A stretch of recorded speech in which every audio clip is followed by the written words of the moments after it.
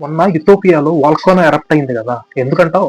Deep under ground లో racks అంతా కరిగి మ్యాగ్మా అంటే లావా ఫామ్ లో మంచి ప్రెషర్ అండ్ టెంపరేచర్ తో ఉంటుంది. సరే లోపలే ఉండొచ్చు కదా, బయటకు వచ్చి మా ప్రాణాలు ఎందుకు తీయడం?